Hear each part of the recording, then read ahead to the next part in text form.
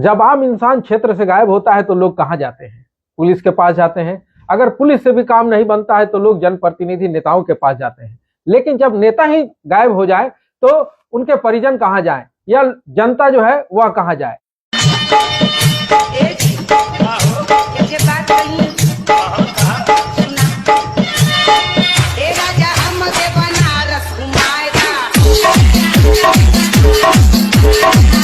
हम बात कर रहे हैं उस नेता की जो अपने क्षेत्र से 2 अक्टूबर के दिन से गायब हुई हैं, और बात भी हम ऐसी नेता की कर रहे हैं जो अपने क्षेत्र में बहुत ही ज्यादा प्रचलित है। बात हम कर रहे हैं गोमिया की पलिहारी गुरुडी मुखिया, जो 2 अक्टूबर की दोपहर से अपने घर से गायब हो गई हैं। जैसा कि उनके परिजन ने गोमिया थाना जाकर आवेदन दिया है कि दोपहर 2 बजे के बाद वह अपने किसी भी परिवार के या किसी भी के संपर्क में वह नहीं है। जब यह गुहार लगाई उन्होंने थाना में, उसके बाद से क्षेत्र में हड़कंप मच गया। हर लोग अपने मुखिया को खोज रहे हैं, कितनों ने रील्स भी इसमें बनाया। क्षेत्र की जनता खोज रही है कि भाई हमारे मुखिया को जो खोज के लाएगा उनको इनाम मिलेगा, और हमारी मुखिया 2 तारीख से गायब है। जब मैं इस चुनाव के फील्ड में आई तब लोग मुझे लोग पीछे खींचने लगे। लोग मुझे तरह तरह के ताने देने लगे, तुम इतनी कम एज की हो, तुम एक बच्ची है, तुम कैसे। लोग हंसने लगे मेरे पे।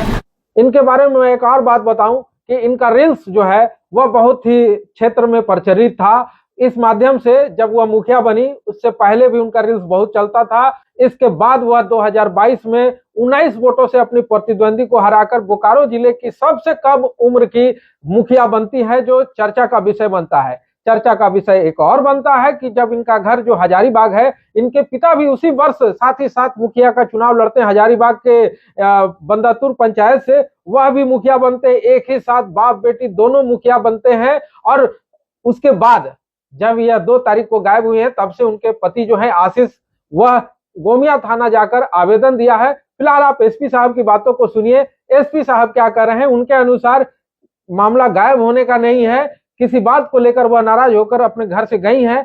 बहुत जल्द ही उनको रिकवर कर लिया जाएगा या बरामद कर लिया जाएगा। पुलिस की टीम लगातार उनको बरामद करने में लगी हुई है।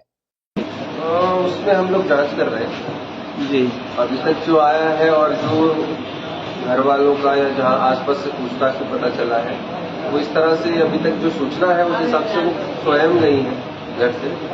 बट उसके पीछे कारण क्या है और कहीं उनके साथ ऐसा कुछ नहीं हुआ हो, उस सतर्कता से ध्यान में रखते हुए उस पर हमने बोला है उसको प्राथमिकी दर्ज करके कार्रवाई करें। रिकवरी का जो प्रोसेस है उसके क्रम में संभवतः भी टीम होगी, छापामारी में ही होगी, और हो सकता है कुछ अच्छी न्यूज जल्दी आए।